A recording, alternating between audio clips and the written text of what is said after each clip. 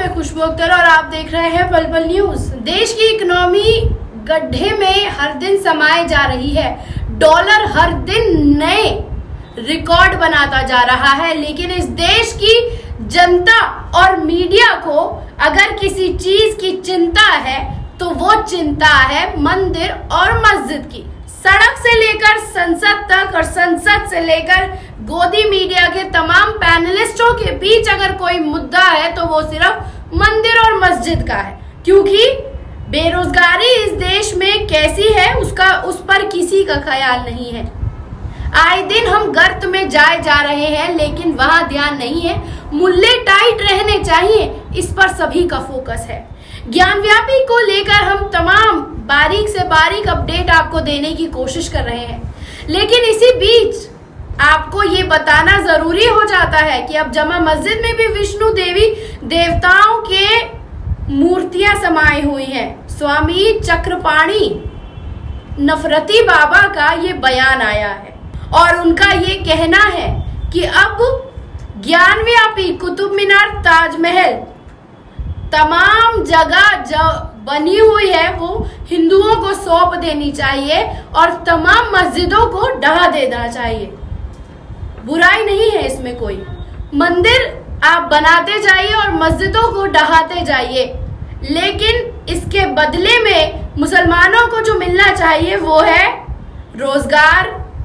उनकी इनकम बढ़नी चाहिए, उनकी बेरोजगारी दूर होनी चाहिए, उनको शिक्षा में हक मिलना चाहिए और उनकी इकोनॉमिकल ग्रोथ होनी चाहिए। इस पर किसी का ध्यान नहीं है और ये बेसिक राइट है जो सिर्फ मुसलमानों के नहीं, देश में तमाम नागरिक को मिलना चाहिए, लेकिन इस पर बात नहीं हो रही है। चक्रपाणी नफरती बाबा ने क्या बयान दिया है, इस पर एक बार नजर डाल लेते हैं।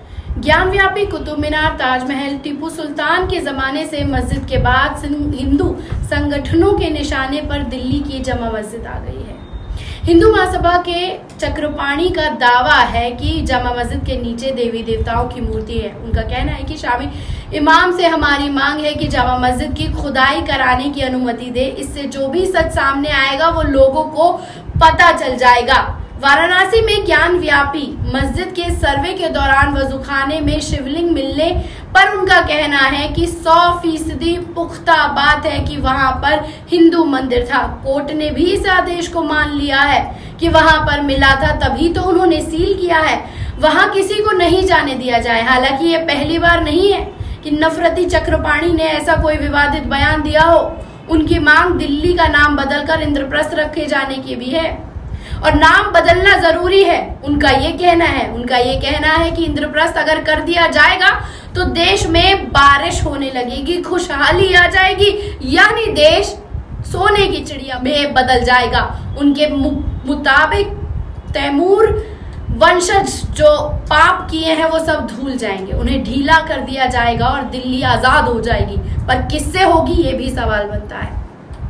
इसी पर उन्होंने ये भी दावा किया है कि डॉन दाऊद इब्राहिम उन्हें मरवाना चाहते हैं, क्योंकि वो हिंदुओं के हित की बात करते हैं, इसलिए वो उन्हें मरवाना चाहते हैं। अंग्रेजों का कब्जा किया हुआ ये देश खड़ा किया गया। जामा मस्जिद का नाम मस्जिद जहन्नुमा है। पाकिस्तान की लाहौर बादशाही मस्जिद दिल्ली की जामा मस्जिद से मिली जुलती है। बादशाही मस्जिद के वास्तु की अगर हम बात करें तो औरंगजेब के बेटे ने किया है। दिल्ली की जामा मस्जिद का निर्माण शाहजहां के वजीर सदाउल्ला खान के देखरेख में हुआ था। यहाँ 5000 से ज्यादा मजदूरों ने इसे बनाया था। इस पर लगभग 10 लाख रुपए का खर्च आया था और ये अभी से नहीं, सदियों से ये मस्जिदें यहाँ पर मौजूद हैं। लेकिन उसके बावजूद आए दिन अगर लाइमलाइट में आना है तो बस आओ और हाथ उठा के कह दो कि मस्जिद ढहा दो, हिंदुओं का भला हो जाएगा। लेकिन सवाल यही उठता है कि हिंदुओं का भला हो रहा है या इस देश में इकोनॉमी के नाम पर जब गेहूं के एक्सपोर्ट पर रोक लगा दी गई है तो हर दिन गोदी मीडिया ये दिखाना नहीं भूलता कि देश जो श्रीलंका का है उसके पास बस 5 महीने का राशन बचा है, उसके बाद देश तबाह हो जाएगा। और अगर हम श्रीलंका की बात करते हैं तो श्रीलंका की एक बात जिस पर जोर करना जरूरी इसलिए भी है क्योंकि श्रीलंका ने जब तबाही का मंजर ढाना शुरू किया था तो सिर्फ और सिर्फ मुसलमानों को निशाना बनाया गया था। और आज उस देश की क्या माली हालत है वो आए दिन गोदी मीडिया गला फाड़ फाड़ के आपको बता ही देता है।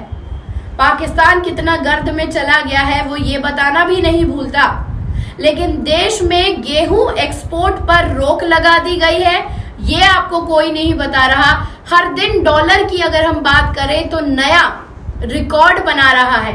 अब 77 रुपए अगर देश में $1 की कीमत पहुंच गई है तो आपको समझना होगा कि देश में महंगाई कितनी चरम पर आ बैठी है, जिसके बारे में ना ही कहीं बात है ना ही कोई सुगबुगाहट है।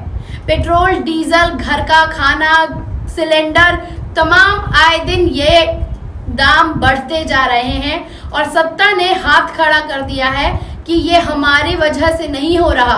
यूक्रेन से जो युद्ध चल रहा है ये उसका असर है। इस देश में जो भी गलत होता है, जितनी भी महंगाई बढ़ती है उसमें सरकार का कोई लेना देना नहीं है। आसपास जितनी भी घटनाएं हो रही हैं उसकी जिम्मेदार वो तमाम परिस्थितियां हैं।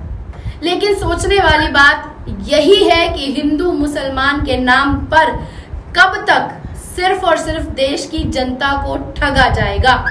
और इस ठगे जाने में अगर सबसे ज्यादा अगर कोई मारा जा रहा है तो मजदूर तबके के वो तमाम लोग मारे जा रहे हैं जिन्हें हर दिन मेहनत करके 150 रुपए कमाना उनकी जरूरत के लिए भी इतना कम है कि उनको कोई रिजल्ट नहीं मिल पाता है।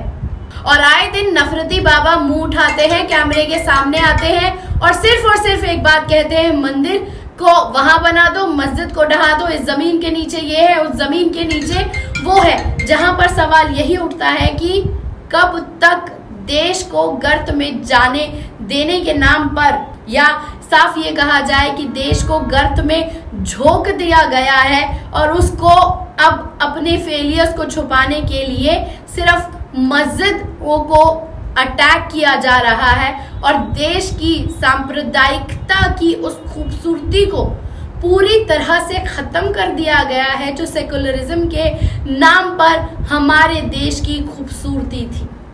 कैसी लगी ये रिपोर्ट कमेंट बॉक्स में आके अपनी राय देना ना भूलिएगा। शुक्रिया।